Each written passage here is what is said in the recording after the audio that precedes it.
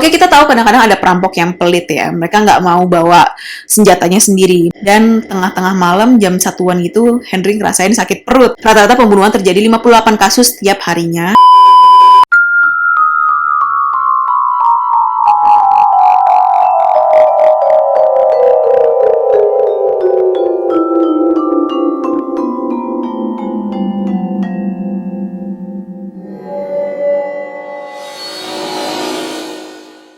Bada bing, bada bu. Hai Besti, apa kabar semuanya? Semoga kalian selalu sehat dimanapun kalian berada. Seperti biasanya, untuk cerita hari ini kita langsung jump in aja ya, tanpa basa-basi. Karena hari ini ceritanya lumayan ngenes. Aku pengen aja kalian untuk bayangin deh. Kalau misalnya kalian adalah orang kaya, uangnya banyak, properti di mana-mana. Kalian sekolah di tempat yang bagus, kuliah di mana aja nggak jadi masalah buat kalian. Mungkin kalian punya mesin ATM sendiri di rumah, kita nggak tahu kan. Menurut kalian tuh kalian bakalan ada masalah nggak sih di hidup? Atau mungkin kalian akan merasa puas nggak sih sama kehidupan kalian? Seperti biasanya, sebelum cerita ini dimulai, aku minta kalian untuk like dan subscribe video ini. Dan jangan lupa kalian untuk follow aku di Instagram di @monicarajalele. Dan jangan lupa juga untuk nyalain tombol loncengnya, supaya kalian gak ketinggalan updatean terbaru aku. Karena cerita hari ini tuh aku ingin membawakan tentang sebuah keluarga yang namanya adalah Van Breda. Dimana keluarga ini tuh wajir melekintir. Mereka tuh tinggalnya di Afrika Selatan, South Africa. Keluarga ini terdiri dari 5 anggota. Bapaknya namanya Martin, ibunya namanya Teresa, anak yang pertama namanya Rudy, dan 2 tahun setelah Rudy lahir, ada adiknya lagi, laki-laki namanya Henry.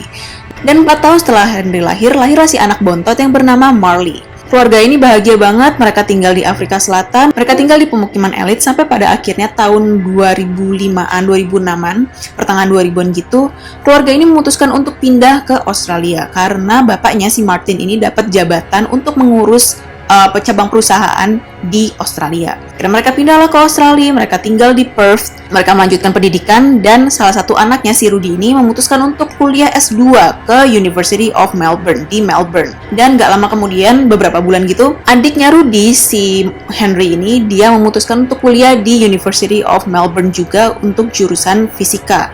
Si Rudy ini dia ngambil engineering ya. Nah, karena 2 anak laki-lakinya tuh pindah ke Melbourne, akhirnya sekeluarga itu, Martin, Teresa, sama si Marley, mereka memutuskan untuk pindah. Mereka pindah ke Melbourne, mereka punya properti di sana. Karena mereka pengen lebih deket sama anak laki-lakinya ini. Sampai akhirnya Martin memutuskan untuk, gimana kalau kita balik aja ke Afrika Selatan? Karena aku kan punya bisnis di sana, dan rasanya agak susah untuk aku ngontrol bisnis aku dari Australia. Toh juga keluarga kita semuanya ada di Afrika Selatan. Lebih enak, lebih dekat sama keluarga, lebih nyaman. Biarlah anak-anak pada kuliah di sini. Nanti kalau udah waktunya mereka juga pasti akan balik sama kita. Akhirnya Teresa, Martin, sama Marley mereka pindah ke Afrika Selatan, dan Rudy sama Henry tetap kuliah di Melbourne. Tapi setelah pergantian semester, tepatnya pada Agustus 2017, Henry bilang sama ayahnya, "Ayahnya, aku mau ngambil gap year deh, aku mau istirahat selama 1 tahun. Aku mungkin mau ngambil kelas, atau aku mungkin mau mengikuti passion aku. Boleh nggak aku izin 1 tahun untuk nggak kuliah?" Dan akhirnya diizinkan sama orang tuanya, dan si Henry ini pulang ke Afrika Selatan untuk tinggal sama keluarganya. Dan pas banget pada Desember 2017, Rudy ini lagi dapat liburan musim panas, jadi dia pulang ke Afrika Selatan juga. Ini for your information, kalau di Australia itu beda ya sama kayak di Amerika ya. Jadi musim panasnya mereka itu pas bulan Desemberan gitu. Sementara di Amerika itu musim panasnya sekitar bulan Juni-Juli. Akhirnya pada bulan Desember mereka sekeluarga ngumpul lah di Afrika Selatan. Jadi rumahnya Martin sama Teresa yang di Afrika Selatan ini tuh ada di tempat yang bernama Stellenbosch. Jadi ini tempat yang bougie banget ya, kaum-kaum elit. Kaya banget, keamanannya super ketat, masuk ke sana tuh harus pakai card gitu, semacam kayak kartu pengenal gitu. Terus juga mereka ada banyak lapangan golf, orang-orang tajir yang di Afrika Selatan semuanya tinggal di situ. Dan pemukiman ini tuh nggak terdeteksi di Google Maps, jadi bener-bener aman banget ya. Sebagaimana layaknya orang kaya, mereka liburan, mereka melakukan kegiatan outdoor. Aku nggak tahu orang kaya liburannya kayak apa. Intinya mereka seneng-seneng. Dan pada tanggal 26 Januari 2015, jadi malam sebelum kejadian penyerangan terjadi, keluarga Van Breda siap-siap mau makan malam, di mana Teresa lagi nyiapin makan malam, Marley dia ada di kamarnya, Rudy dia lagi jogging malam-malam, dan Martin sama Henry lagi minum wine di ruang makan. Setelah akhirnya mereka siap-siap, mereka makan malam, dan mereka cuci-cuci karena udah selesai makan, Martin melanjutin kerjaannya. Teresa telepon adiknya, Marley balik ke kamarnya dan Henry sama Rudy mereka akhirnya nonton TV di ruang tengah. Tiba-tiba mereka mikir kayak, oh iya kita kan baru aja punya DVD player baru, gimana kalau kita nonton Star Trek? Dan akhirnya mereka nonton Star Trek, dimana abis itu juga Martin gabung dan Teresa juga gabung. Akhirnya mereka menonton sampai jamnya tidur. Mereka masuk ke kamar masing-masing, mereka gosok gigi, siap-siap mau tidur, dan mereka tidur. Henry sama Rudy ini mereka tidur di satu kamar yang sama. Dan mereka waktu itu belum bisa tidur, jadi mereka masih main HP, masih main laptop, masih kayak browsing dulu, sampai akhirnya Rudy tidur, tapi Henry masih nggak bisa tidur. Akhirnya dia dengerin musik, dia berusaha untuk tidur, dan dia nggak bisa tidur juga. Dan tengah-tengah malam, jam 1-an gitu, Henry ngerasain sakit perut. Akhirnya dia masuk kamar mandi. Seperti manusia biasa, dia ke kamar mandi, dia main HP sambil buang air. Tiba-tiba dia dengar ada suara gerasak-gerusuk di luar kamar mandi. Akhirnya selesaiin lah bisnisnya dia bersih-bersih, dan dia keluar kamar mandi, dan dia lihat ada bayangan hitam dari kamarnya Rudy sedang berusaha menyerang Rudy. Dia teriak minta tolong, dia berusaha untuk nyelamatin Rudy, dan bapaknya si Martin keluar dari kamarnya untuk nyelamatin Rudy sama Henry ini. Karena waktu itu lampunya lagi nyala, Henry bisa lihat kalau penyerang Rudy ini adalah seseorang menggunakan topeng balaclava, jadi topeng ski gitu yang cuma ada 2 bolongan doang di matanya sama mulutnya. Pria ini juga menggunakan baju serba gelap, pakai sarung tangan, dan dia membawa kapak. Dia memukul dan menyerang Rudy berkali-kali dengan kapak sebelum akhirnya dia menyerang Martin berkali-kali dengan kapak yang sama. Entah gimana caranya Henry akhirnya bisa ke pojok ruangan, dia ketakutan banget dan dia bingung gimana cara ngebantuin ayah dan kakaknya. Tapi semuanya telat karena akhirnya Martin dan Rudy mati di tempat. Dan si penyerang ini berjalan perlahan ke arah Henry. Dan saat dia berusaha untuk melayangkan kapaknya ke Henry, entah gimana Henry tuh bisa menyerang balik si penyerang ini.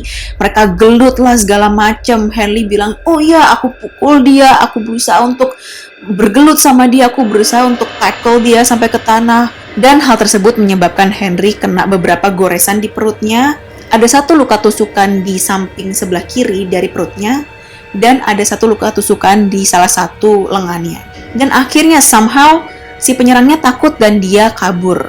Henry bawa kapak yang dipakai sama si penyerang, dia lari ngejar si penyerang tersebut, dia lempar pakai kapak, tapi sebelum dia berhasil lihat apakah si penyerang itu kena kapaknya atau enggak, dia jatuh di tangga.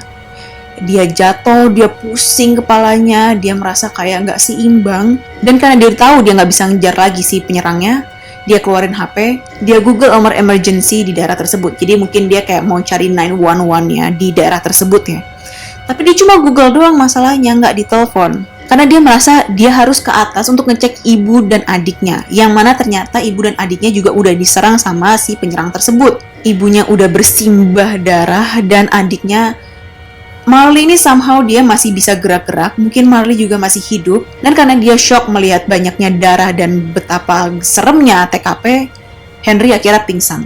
Dia pingsan selama 2 jam, sampai dia akhirnya bangun sekitar jam 6-an pagi. Dia ambil lagi HP-nya dan dia Google lagi itu nomor emergency. Tapi dia nggak telepon lagi, dia tunggu sampai jam 7-an pagi baru dia turun ke lantai bawah. Dia ambil telepon rumah dan dia telepon 911-nya South Africa. Dan telepon 911 ini tuh adalah salah satu telepon yang paling melelahkan dan bikin orang stres karena si operatornya tuh nggak kompeten gitu loh. Jadi pertama Henry tuh disuruh tunggu selama 5 menit sebanyak 2 kali. Terus operatornya juga berkali-kali nanyain di mana alamat kamu Henry, di mana alamat kamu Henry. Terus dia minta nomor teleponnya Henry berkali-kali juga. Dan telepon 911 ini berlangsung selama 25 menit di mana tuh buang-buang waktu banget. Mereka udah bisa kirimin seseorang untuk datang ke rumah ini untuk nyelamatin keluarga Van Breda. Tapi waktu 25 menit itu habis hanya untuk berdebat di mana alamat rumahnya Henry, karena yang seperti aku bilang sebelumnya, rumah ini nggak terdeteksi di Google Map. Jadi Henry harus ngasih alamat alternatif di mana alamat tersebut adalah alamat terdekat dari rumahnya Henry, di mana nanti dia akan tunggu di situ, akan ngarahin si orang-orang emergency, orang-orang gawat darurat ini untuk ke rumahnya untuk menyelamatkan keluarganya. Dan saat petugas datang, mereka shock berat karena ini bukan pertama kali mereka nyelamatin pembunuhan, karena ya ini Afrika Selatan ya. Rata-rata pembunuhan terjadi 58 kasus setiap harinya. Tapi masalahnya ini chaos banget. Dan salah satu petugas bahkan bilang ini adalah TKP paling parah yang pernah dia lihat seumur hidup sepanjang karirnya sebagai petugas emergency. Saat mereka mengevakuasi kejadian, mereka bilang kalau ternyata orang tuanya Henry, yang mana adalah Martin dan Teresa, sudah meninggal di tempat, dan Rudy juga udah meninggal di tempat. Kecuali Marley. Jadi Marley masih hidup dan dia langsung dilarikan ke rumah sakit, dimasukin ke ICU dan dijaga ketat. Karena Marley ini parah banget. Dia itu diserang pakai kapak di kepalanya berkali-kali dan mengalami banyak banget pendarahan. Karena keluarganya udah nggak ada, terus abis itu Marley-nya juga dijaga ketat di ICU. Jadi Henry ini sementara tinggal sama om tantenya sampai waktu penyelidikan dimulai. Dan saat pemakaman kedua orang tuanya dan Rudy juga, Henry doang yang bisa menghadiri karena Marley masih di rumah sakit. Bahkan setelah keluar dari rumah sakit aja, Marley ini didiagnosa menderita retrograde amnesia. Jadi dia nggak bisa mengingat apapun yang terjadi di malam penyerangan. Maka dari itulah Henry cuma bisa jadi satu-satunya orang yang bersaksi atas kejadian yang menimpa keluarga Van Breda malam itu. Henry melaporkan kalau penyerangnya menggunakan topeng balaclava, topeng ski tadi, bajunya serba gelap, dia bawa kapak, dan dia ternyata juga bawa pisau untuk menusuk lengannya Henry. Dan penyerangnya ini tuh lengkap memakai sarung tangan, jadi nggak ada sidik jarinya sama sekali di TKP. Awalnya polisi tuh mengira ini adalah sebuah tindakan perampokan karena mereka tahu di sekitar itu ada satu geng namanya Balaclava Gang. Yang mana kita tahu Balaclava sendiri ada artinya topeng yang tadi. Berarti modus operandinya orang-orang ini adalah memakai topeng ski ya. Tapi masalahnya kejadian yang terjadi itu tidak sesuai dengan modus operandinya geng ini. Karena pertama, pintu rumah nggak dibobol. Kedua, mereka ini tinggal di perumahan multimillionaire. Jadi orang-orang tuajernya Afrika Selatan. Tapi kok nggak ada barang berharga, nggak ada perhiasan, nggak ada alat elektronik yang diambil sama sekali. Aneh kan? Ketiga, kapak dan pisau yang dipakai untuk membunuh keluarga ini tuh semuanya berasal dari rumah tersebut. Oke, kita tahu kadang-kadang ada perampok yang pelit ya. Mereka nggak mau bawa senjatanya sendiri. Mungkin mereka merasa, ribet banget. Di sana juga pasti ada senjata tajam. Tapi agak aneh juga kalau mereka meninggalkan kapak dan pisau yang mereka pakai untuk membunuh keluarga tersebut di tempat kejadian perkara. Dan ada satu lagi barang bukti yang benar-benar bikin mereka alarm, yang mana mereka menemukan banyaknya bercak darah di celana pendek dan kaos kakinya Henry di malam kejadian. Dan darah-darah tersebut mengandung DNA-nya keluarga-keluarga Van Breda yang udah meninggal tadi. Lagi pula, tindakan perampokan tuh misalnya kalau satu keluarga ini mau dihabisin, semuanya pasti dihabisin.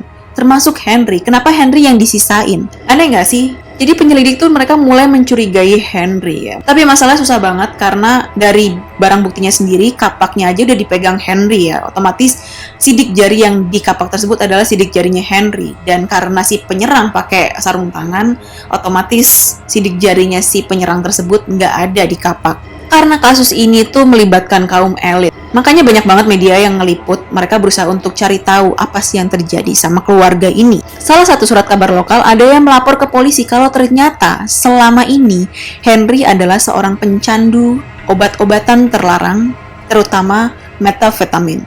Mereka meminta polisi untuk menyelidiki lebih lanjut tentang hal ini. Dan berdasarkan surat kabar Sunday Times, polisi melakukan investigasi dan mereka mendapatkan adanya dugaan kalau Henry ini marah sama orang tuanya karena uang jajannya dia dipotong, karena selama ini uang jajannya dipakai untuk beli obat-obatan terlarang. Dan surat kabar Sunday Times ini berhasil menemukan pengedar yang kerja sama-sama Henry yang jualin barangnya ke Henry, dan si pengedar itu mengkonfirmasi kalau foto Henry adalah orang yang selama ini beli obat dari dia. Akhirnya 1,5 tahun kemudian, tepatnya bulan Juni 2016, pengadilan menghubungi kuasa hukumnya Henry dan bilang, udahlah suruh aja klien lo ini untuk menyerahkan diri sebelum kita paksa. Dan tepatnya pada tanggal 13 Juni 2016, Henry menyerahkan diri ke polisi. Marley, adiknya Henry, dia melalui kuasa hukumnya, dia menyampaikan kalau dia tuh stres banget sama kejadian ini. Dia nggak mau diingat-ingat dan diungkit-ungkit lagi, dan dia pengen, udahlah, tolong please selesain secepat mungkin. Akhirnya Henry ditahan, tapi bisa keluar karena dia bayar bail, dia bayar uang jaminan sebanyak 100.000 rand atau sekitar 100 juta. Dan pengadilan menunda kasusnya sampai bulan November 2016 karena mereka berusaha untuk mencari tahu bukti DNA dan data yang lebih akurat. Henry sendiri walaupun dia boleh bebas dengan jaminan, dia tetap harus melapor ke kantor polisi setiap seminggu sekali dan nggak boleh meninggalkan Western Cape. Nah, karena kejadian ini, pacarnya Henry akhirnya terbanglah dari Australia. Dia berusaha untuk berada di sisinya Henry selama masa-masa sulit ini. Tapi masalahnya bodohnya, tanggal 6 September 2016, mereka berdua nih ketangkap atas kepemilikan marijuana. Tapi akhirnya mereka bebas karena uang jaminan. Dan pengadilan juga pas mau ngusut kasus ini, mereka kayak, Henry ini kasusnya dokumennya udah banyak banget. Kalau ditambah ini, ribet. Gimana kalau kita usut dulu kasusnya yang pembunuhan keluarganya? Dan akhirnya pada tanggal 4 April 2017, Henry secara resmi disidang. Dan Henry dengan bodohnya masih mengaku, oh gue nggak bersalah. Ini orang si pria bertopeng ini nih yang nyerang keluarga gue. Dia pakai topeng ski, dia pakai baju gelap, dia pakai sarung tangan, bukan gue. Dan Henry ini juga mengajukan banding. Akhirnya, oke, sama hakim dibolehin lah ngajuin banding.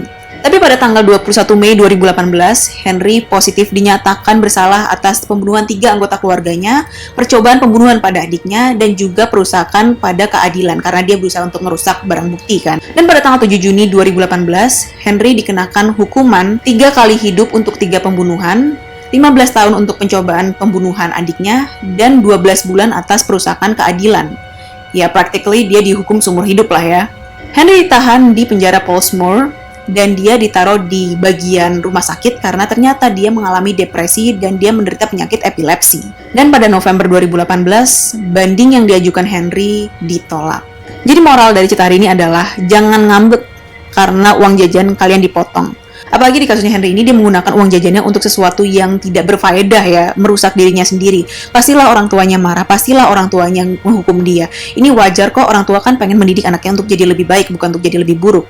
Dan menurut aku keluarga ini bagus juga ya, walaupun mereka kaya, mereka nggak semena-mena membiarkan anaknya untuk ngapain aja sesuka jidat mereka gitu loh. Sayangnya, kebaikan orang tuanya dibalas dengan darah.